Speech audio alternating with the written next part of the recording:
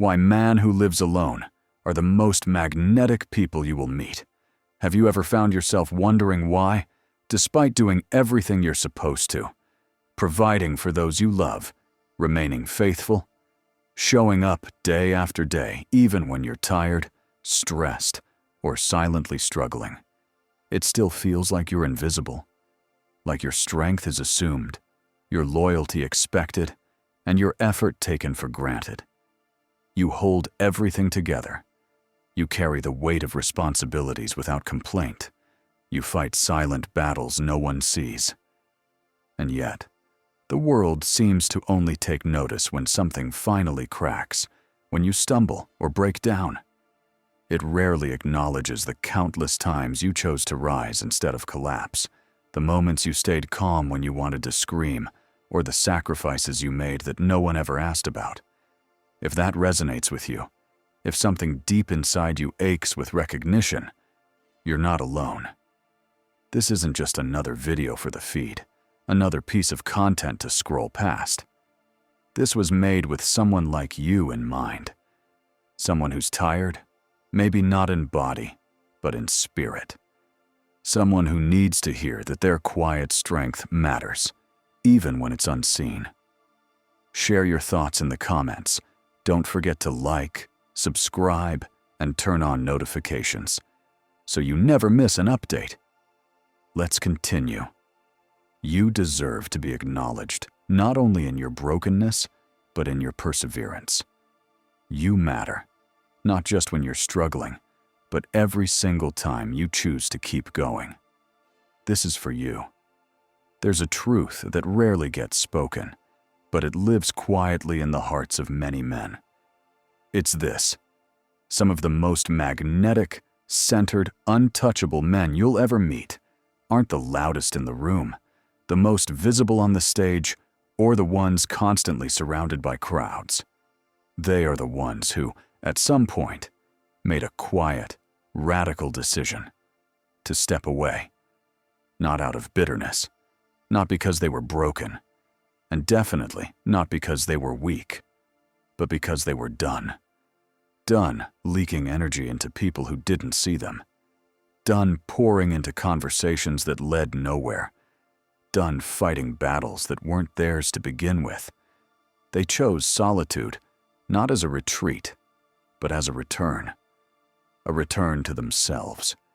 There's a kind of man who reaches a point where the applause, the validation, the performance, it all loses its pull. And instead of chasing noise, he begins rebuilding in silence. Slowly, intentionally, from the inside out. Let me tell you a short story. There was once a man who gave everything.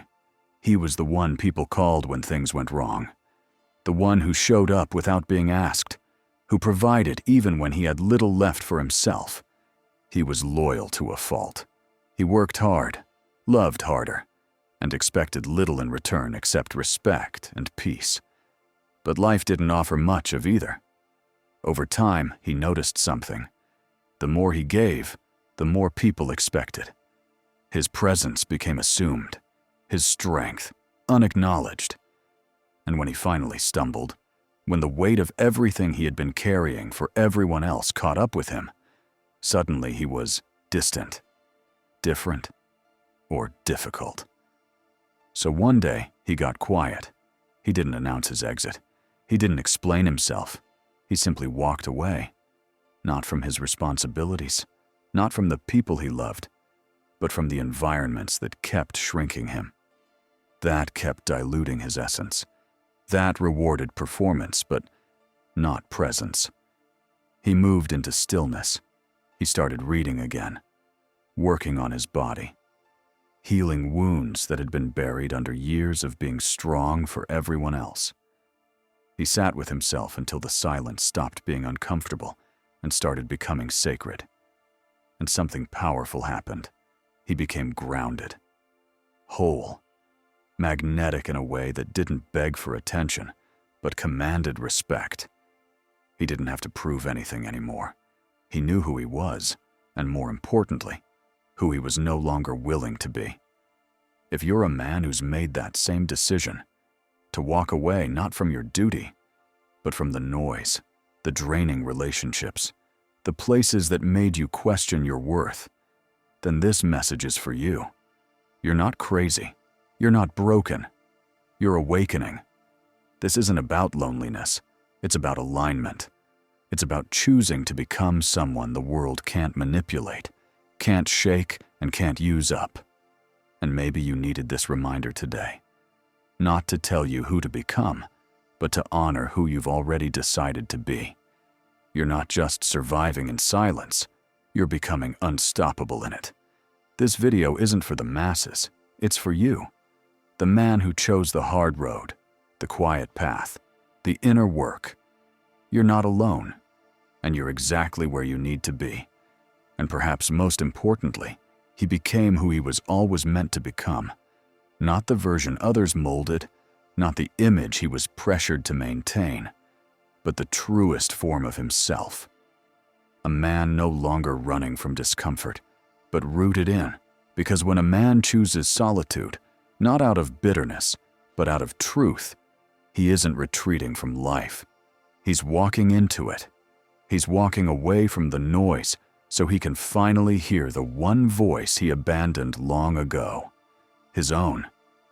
And something profound happens in that silence. Your identity stops being reactive. It stops being a response to pressure. It starts becoming a reflection of your values, not your fears. You begin to operate from alignment, not obligation.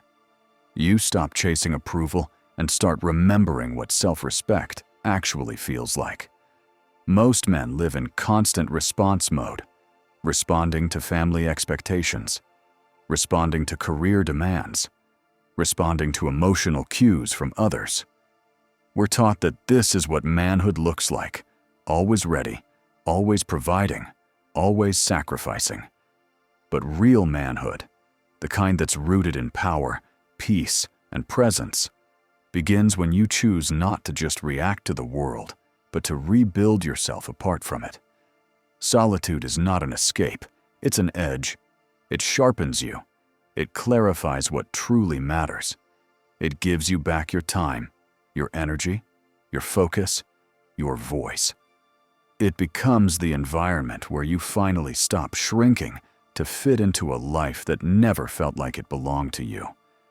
This is not about isolation. It's about integration. You are not losing connection. You're finding authentic connection to your purpose, to your peace, to the man you were before the world told you who to be. So if any part of this speaks to where you are, if you've chosen to live alone not because you gave up, but because you finally woke up, then you're already walking a rare and powerful road. Drop a comment below. Share your city, your truth, or what solitude has begun teaching you. Someone out there is walking a similar path and needs to know he's not walking it alone. In the world most men are raised into, identity becomes a fractured thing. You're one man at work, measured, composed, maybe even guarded. Another man at home, softer, more patient, or perhaps quietly overwhelmed. A third version among friends, funny, agreeable, easygoing. Over time, these fragments begin to feel like masks, layered so thickly that you start to lose touch with what's underneath. But when a man chooses to live alone, truly alone, something remarkable begins to happen. There's no audience left, no roles to step into, no image to uphold. The performance ends, and all that's left is silence and self. And in that raw, unfiltered space, something sacred takes place. You finally come face to face with the man who's been waiting beneath the layers. The man untouched by titles, opinions, or expectations.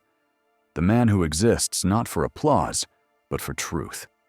This is where philosophy stops being something you read and starts becoming something you live. Marcus Aurelius, one of the most grounded minds of ancient Stoicism, once said, "The only wealth which you will keep forever is the wealth you have given to your soul." That statement doesn't just speak to legacy, It speaks to alignment. In solitude, you stop investing energy in being liked and start investing it in being whole. You begin asking deeper, harder questions, not the kind that echo in polite conversation, but the kind that require honesty. What do I actually believe when no one's around to validate me? What values would I still hold if there were no one watching? Who am I when I'm no longer trying to be something for someone else? Living alone doesn't weaken your identity. It refines it. It strips away the borrowed, the inherited, the forced. It holds up a mirror, not the kind that flatters, but the kind that clarifies. You begin to see what parts of your life were lived by default, not design. You see where you've been reacting instead of choosing, following instead of leading, performing instead of embodying. And slowly, silently, your center returns. Your values begin to settle like bedrock. Your voice stops echoing the world and starts speaking from within. You act, not from habit or pressure, but from principle. You lead, not with noise, but with presence. You begin to own your time, your energy, your choices, perhaps for the first time in your life. That's why men who choose solitude, men who live alone not as an escape, but as an evolution, carry something different in their presence. It's not arrogance. It's not aloofness. It's not detachment. It's integration. It's the kind of centeredness that no longer begs to be filled by external connection, but instead brings depth into every connection. They've reclaimed something most men lose in the chaos of relationships, obligations, and approval seeking. Their inner ground, their unshakable core. And once you find that, you stop chasing connection to feel complete. Instead, you bring wholeness into every room, every conversation, every decision. There's neuroscience behind this, too. When a man lives with others, especially in relationships where he hasn't found his voice, his nervous system, you solve, you adjust, you build, you decide. And with each small, silent victory, your nervous system rewires. Your body begins to associate solitude, not with abandonment or danger, but with command, ownership. This is why men who live alone often carry a different kind of gravity. It's not coldness, it's not detachment, it's availability to themselves first. Their presence doesn't beg to be accepted. It doesn't ask to be understood. It simply is. Rooted, whole, unshaken. And this path, this intentional solitude, isn't always comfortable. In fact, it rarely is. Because the work isn't just about outer decisions. It's about emotional sovereignty, the rare and necessary art of self-regulation. Most men are taught how to control their behavior. Few are ever taught how to understand, regulate, and lead their emotional state. So instead, we suppress, we joke, we bury, we explode. We tell ourselves, it's fine, it doesn't matter, I'll get over it. But the storm remains, quietly brewing beneath the surface. That's why solitude isn't just peace, it's pressure. It's the training ground. Because when you're alone, there's no one to distract you from your own emotional weather. No partner to absorb your moods. No friend to redirect your attention. No routine to drown it out. You have to deal with your own mind, your own energy, your own patterns, fully, honestly, without escape. And that's when something rare begins to form. Not the kind of strength that looks tough, but the kind that feels unshakable. You begin to feel everything without being ruled by anything. This is the essence of emotional sovereignty. It doesn't mean you become numb. It means you learn to lead yourself through emotion rather than being led by it. Because when you live alone, your emotions don't get bounced off someone else. There's no one to erupt on, no one to chase, no one to validate. So you learn how to feel anger without destruction, sadness without collapse, desire without attachment, peace without passivity. And that is a power most men never touch. So, if you're in that season now, learning to sit with your discomfort, learning to move without applause, learning to lead without needing a witness, trust the process. Trust the science. Trust the ancient philosophy. You're not falling apart. You're falling into alignment. Every quiet evening, every solo decision, every moment you resist the urge to explain yourself is a new line of code rewriting your internal system. You're not just living alone. You're returning to command. You're reclaiming emotional clarity. You're embodying stoic masculinity. You're not isolating. You're integrating. And soon you'll realize this isn't loneliness. This is liberation. When you live alone, there's no one rushing in to soothe the sharp edges of your emotions. If sadness arises, there's no external comfort waiting to wrap around you. If joy erupts, there's no one clapping or echoing it back in celebration. And that's exactly where the real work begins. Because for the first time, you're not performing your emotions. You're experiencing them in their rawest, most undiluted form. No filters. No audience. No permission required. You begin to hold your feelings instead of trying to fix them or flee from them. You stop outsourcing your emotional regulation. You become the container, the observer, the firekeeper. You sit. You feel. You breathe. And something sacred happens in that stillness. This is the practice of Stoic philosophy, not just the theory of it. It's no longer a quote scribbled in a journal or a soundbite shared online. It becomes a daily, lived reality. No man is free who is not master of himself, said Epictetus. And those words echo louder in the quiet corners of solitude than they ever could in the noise of company. Solitude doesn't automatically make a man free, but it hands him the sword and the battlefield, and dares him to earn it. It gives you space to train. You learn to feel without flinching, to observe without reacting, to respond rather than collapse. This isn't spiritual fluff, it's neuroscience.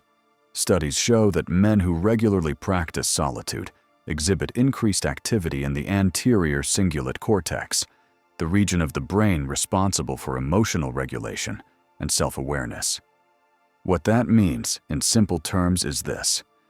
Your brain stops flooding every time you feel something intense. Instead, it begins to hold the line. And as your nervous system adapts to being alone, something beautiful emerges. You stop depending on external stability. You become it. You stop lashing out, numbing down, or frantically searching for someone to make it better. You simply command, with breath, with awareness, with restraint. Because that's what high-value men do. They don't demand emotional safety from the world. They create it within themselves. They don't hand others the remote control to their moods. They take ownership of the storm. They decide when to lighten. One evening, after a long day of meetings, text messages, favors, and smiles, he didn't mean. He came home, poured a drink, and sat in silence.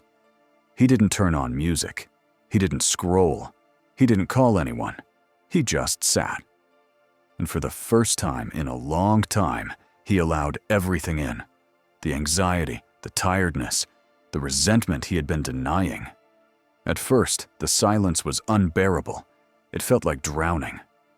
But then, clarity started to surface. He realized that he wasn't broken. He was just buried. Under performance. Under noise. Under expectations that were never his to carry. So he made a decision. He moved out. He stepped away from the routines, the obligations, the distractions. He moved into a one-bedroom apartment on the edge of town.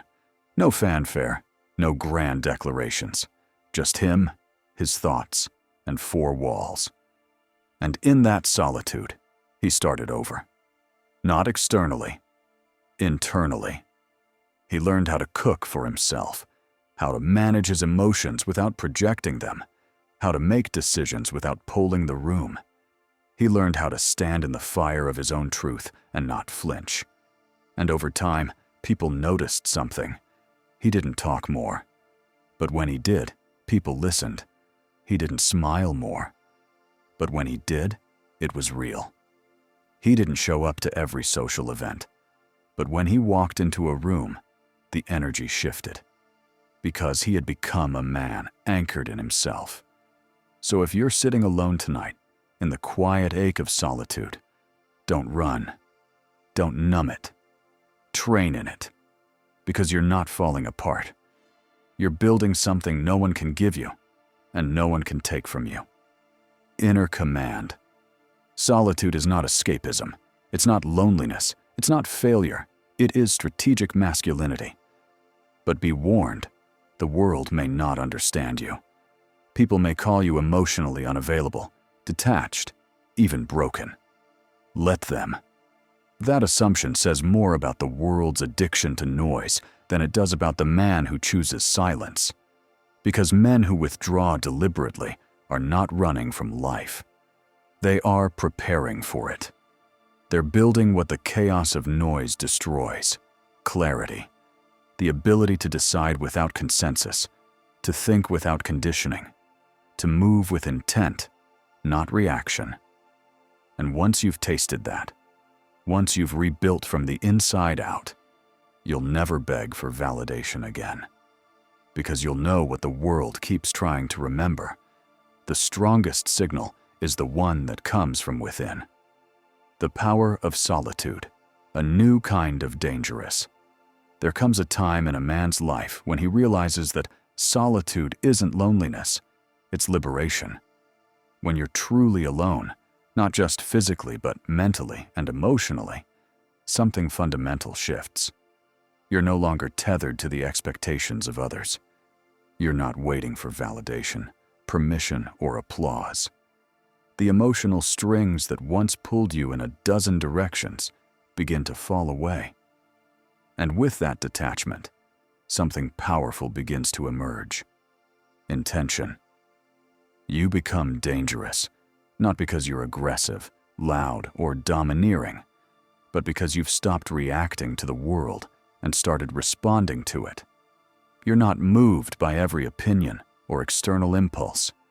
You've replaced reflex with reflection, and in doing so, you've begun to cultivate something that modern culture often overlooks: strategic masculinity. This isn't the kind of masculinity that demands to be seen or celebrated. It's not forged in competition, ego, or bravado. It's developed in silence, in stillness, and in self-mastery. It's in the quiet mornings when no one is watching. It's in the discipline to walk away, to sit with discomfort, and to live without needing to be constantly affirmed. If this resonates with you, share your thoughts in the comments. Don't forget to like, subscribe, and turn on notifications so you never miss an update.